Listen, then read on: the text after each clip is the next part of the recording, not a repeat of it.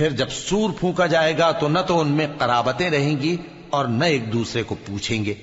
تو جن کے اعمال کے بوجھ بھاری ہوں گے تو وہی کامیاب ہیں، اور جن کے بوجھ ہلکے ہوں گے وہ لوگ ہیں جنہوں نے اپنے آپ کو خسارے میں ڈالا، ہمیشہ دوزخ میں رہیں گے۔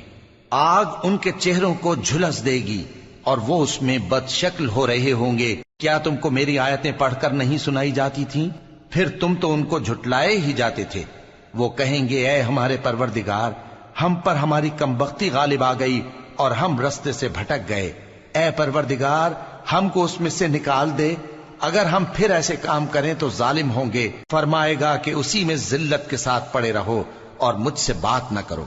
میرے بندوں میں ایک گروہ تھا جو دعا کیا کرتا تھا کہ اے ہمارے پروردگار، ہم ایمان لائے تو تو ہم کو بخش دے اور ہم پر رحم فرما، اور تو سب سے بہتر رحم کرنے والا ہے۔ تو تم ان سے تمسخر کرتے رہے یہاں تک کہ ان کے پیچھے میری یاد بھی بھول گئے، اور تم ہمیشہ ان سے ہنسی کیا کرتے تھے۔ آج میں نے ان کو ان کے صبر کا بدلہ دیا کہ وہی کامیاب ہو گئے۔